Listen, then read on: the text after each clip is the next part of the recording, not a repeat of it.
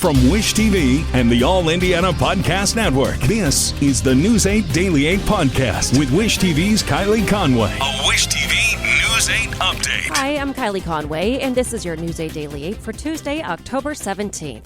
It's going to be a little bit sunnier for your Tuesday, starting off with a lot of clouds, but some of that will clear out as the day progresses. Temps are going to be a little cool today, kind of a little bit better than what we've experienced, though. Highs in the upper 50s to low 60s, and then we are going to get a bigger warm-up tomorrow.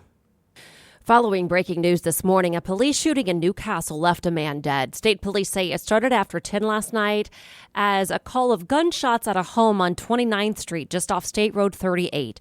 Police say Newcastle officers started negotiating with 3 people inside, and 2 of them came out. Police say Donald Guffey Jr. barricaded himself inside and wouldn't answer commands. A SWAT team went to the home. Police say at some point, Guffey showed a firearm at a front window and engaged officers, and at least 2 officers fired, killing Guffey. No one else is hurt. State police aren't saying yet whether engaged means that Guffey pointed the gun or fired it. State police say they'll turn over findings to the Henry County prosecutor. And police now confirm they're working a criminal investigation on the west side. It led to a large gathering of officers and at least 1 ambulance. The scene was at McCarty and Corral Streets. It's a small neighborhood just north of I-70 east of Tibbs. IMPD hasn't yet said what kind of crime prompted the call out. President Biden is set to travel to the Middle East tomorrow. The White House says he'll visit Israeli and Arab leaders in an effort to prevent the war between Israel and Hamas from expanding to other nations. The U.S. government's focus has been getting citizens out of Gaza and Israel. Officials say groups stuck at the Egypt-Gaza border are pleading for water, food, and fuel as the Gaza Strip nears collapse. For the president's visit, he's set to speak with Israeli officials about their war aims and strategy. The White House says Biden spoke with a trio of world leaders and his national security team yesterday. Secretary of State Antony Blinken is still in the Middle East ahead of Biden's visit, which he says is coming at a critical time. The United States and Israel have agreed to develop a plan that will enable humanitarian aid from donor nations and multilateral organizations to reach civilians in Gaza, and them alone, including the possibility of creating areas to help keep civilians out of harm's way. It is critical that aid begin flowing into Gaza as soon as possible. The president will also meet with King Abdullah and both the Egyptian and Palestinian presidents in Jordan. Officials say the war has claimed at least 4,000 lives on both sides. And today, religious leaders from across downtown Indianapolis will join together for a prayer service. It's in response to a call from the Anglican Archbishop in Jerusalem. He's asking Christians around the world to join sister churches in the Holy Land for a day of fasting and prayer for peace and reconciliation in the Middle East. Christ Church Cathedral will host the gathering on its lawn on Monument Circle. It begins at 12:30. Republicans will try to elect Jim Jordan as the new House Speaker today. Lawmakers are set to start voting at noon in what could become a showdown for the gavel. At least a handful of Republicans who view Jordan as too extreme are still refusing to give him their votes. Jordan did manage to flip dozens of detractors in a matter of days.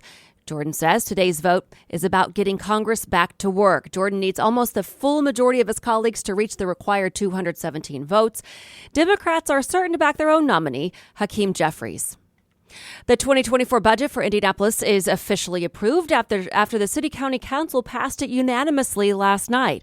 A $1.561 billion budget. It is the biggest spending plan in the city's history. It includes $324 million for police, also an all-time high. IMPD Chief Randall Taylor says the money will make a massive difference. That money, even though a lot of times people don't like to hear of increase in budgets, is going to go a long way to helping out our officers and helping out the community. A lot of that money is going for new officers and their salaries. The budget also includes $232 million for the Department of Public Works and more than $30 million for the Office of Public Health and Safety. Mayor Joe Hogsett says in a statement about the final vote, the passage of this budget is a major victory for Indianapolis residents as we invest unprecedented resources towards law enforcement and public safety, reinforce our commitment to community-based violence reduction, transform infrastructure at the large scale and community level, and improve neighborhoods throughout our city. Hogsett's mayoral race rival Jefferson Shreve says in his own statement, "I'm glad to see the increased funding for public safety, but no amount of money is going to make Joe Hogsett an effective mayor. His budgets pass every year without better results." And I-Team 8 is tracking the leak of documents from the Delphi murders. They included graphic crime scene pictures. I-Team 8 senior investigative reporter Richard Essex explains how the documents were leaked in the first place. The leaked documents have been verified to be authentic crime scene pictures by the Murder Sheet podcast. They told me they received these pictures in an unsolicited email. Some of the worst things I've ever seen.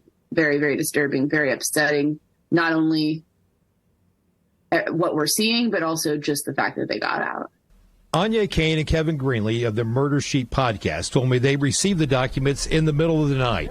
The images, they say, came from a former employee of attorney Andrew Baldwin, who is part of Richard Allen's defense team. That person had left Baldwin's practice a few years ago and never worked on Allen's case.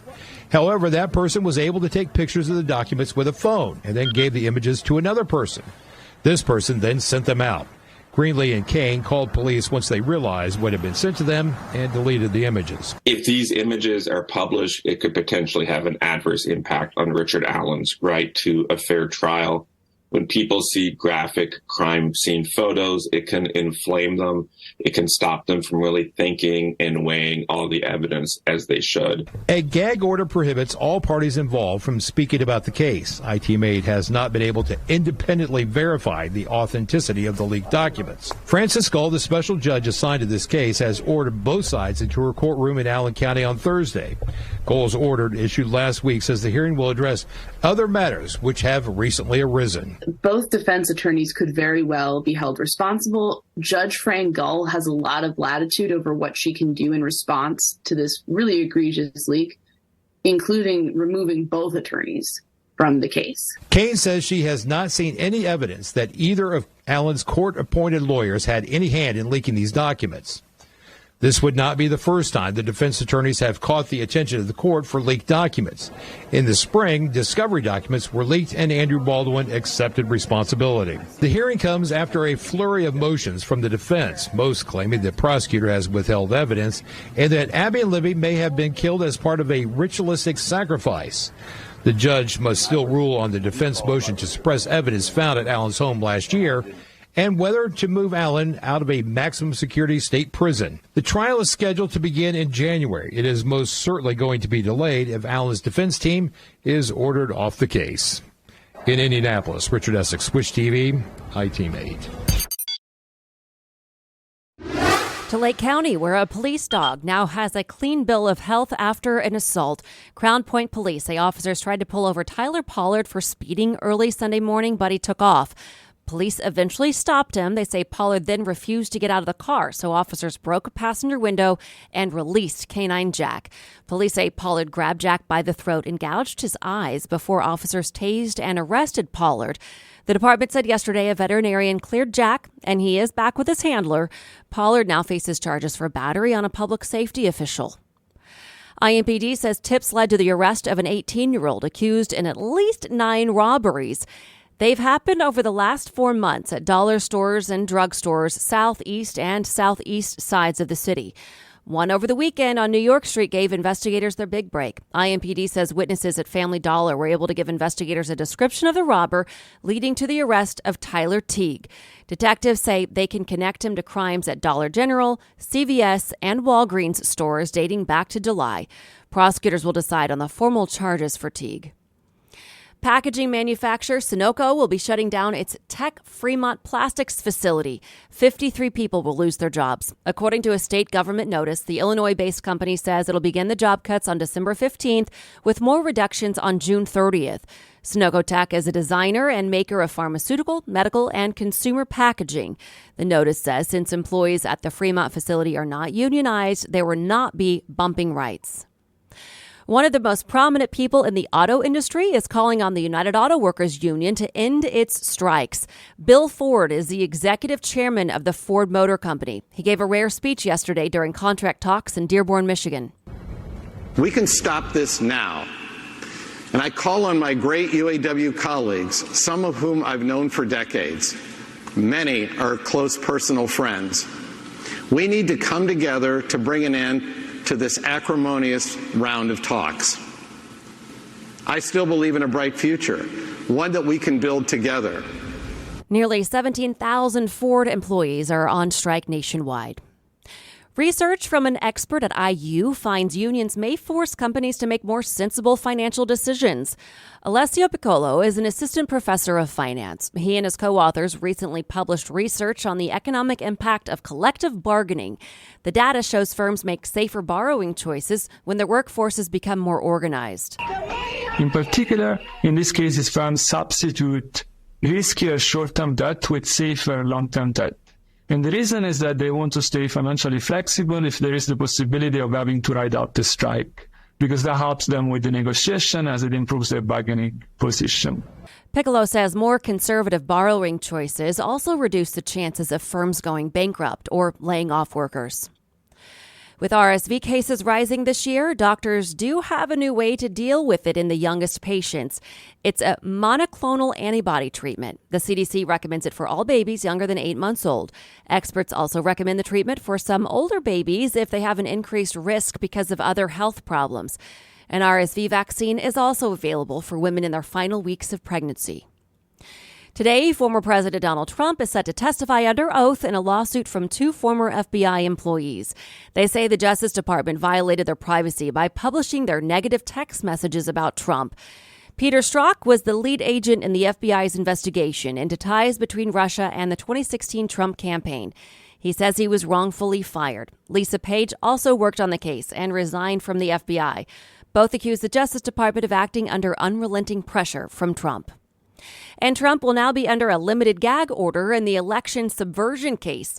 Federal Judge Tanya Chutkan issued the gag order yesterday. It forbids him from publicly targeting court personnel, potential witnesses, and special counsel Jack Smith or his staff.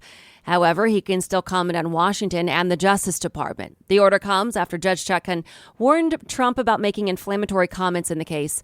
Trump's lawyers could likely appeal the gag order, saying it interferes with his First Amendment rights. A New York judge says former Indiana Congressman Steve Buer must surrender to authorities next month. Buer asked to stay out of prison as he appeals his insider trading conviction. The judge ruled that there is overwhelming evidence against Buer and lied while testifying during his trial. Prosecutors say Buer made illegal stock trades based on insider information. His nearly 2-year prison sentence starts November 28th. Gardner Minshew may be the starting quarterback for the Colts for the rest of the season. Last night, owner Jim Irsay told ESPN that rookie Anthony Richardson is probably done for the season after injuring his shoulder against the Titans in Week 5. He says surgery could come as early as next week. Head coach Shane Steichen says Minshew will take over if that does happen. Steichen adds he's confident in Minshew despite his 4 turnovers Sunday against Jacksonville. Minshew is 9-17 as a starter in his career. And in Pacers Watch, new food and drink options are coming to Gainbridge Fieldhouse for the upcoming season. Team officials unveiled the new items yesterday, including cinnamon sugar churro bites, hand-tossed pepperoni pizzas, there are wings, elote, all kinds of stuff. A lot of fried food items as well. The showcased 10 local guest chefs will have their signature dishes served at the Fieldhouse. The officials say that the guest chef program allows fans to experience some of the best food in the state. Fans can try the new items when the team tips off the regular season at home next Wednesday against the Wizards. And the final numbers are in. Taylor Swift's The Eras Tour concert movie is now the second biggest October movie debut of all time. It brought in $92.8 million in North America and $123.5 million globally during its debut weekend.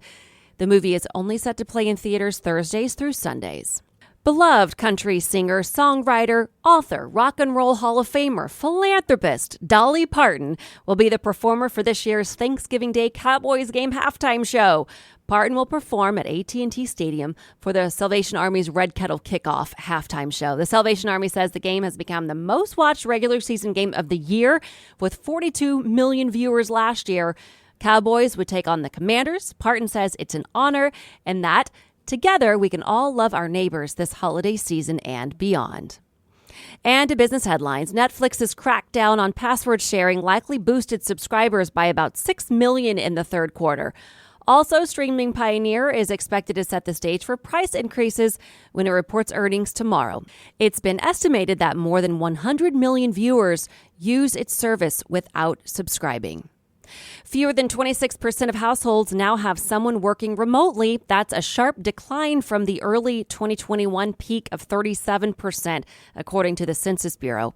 At the state level, the data shows all 50 have seen work from home rates drop from their pandemic highs. Right now, about 32% of Indiana workers are remote. Southwest Airlines is lowering the requirements to qualify for the top levels of its frequent flyer program, a move aimed at travelers who are unhappy with other airlines that are making it harder to reach elite status. Southwest said Monday that it will reduce by 20% the number of flights needed to qualify for its A-list and A-list preferred levels in its Rapid Rewards program. Best Buy will stop selling DVDs and Blu-ray discs at the end of the 2023 holiday season. Best Buy says that streaming has made DVDs obsolete, and it can use physical space in its stores and warehouses for tech products in higher demand. And Coca-Cola is teaming up with Pernod Ricard to launch a new ready-to-drink and premixed canned cocktail. It'll begin selling in Europe early next year and then in the U.S. after that. The Distilled Spirits Council of the U.S. found ready-to-drink beverages to be the fastest-growing spirits category. This has been your News 8 Daily 8 for Wish TV. I'm Kylie Conway, online at wishtv.com, and like us on Facebook when you search Wish TV. This is the News 8 Daily 8 podcast with Wish TV's Kylie Conway. A Wish TV News 8 update on demand. For even more, on demand and on the go. Connect with Wish TV on Facebook at wishtv.com and on the free Wish TV mobile app.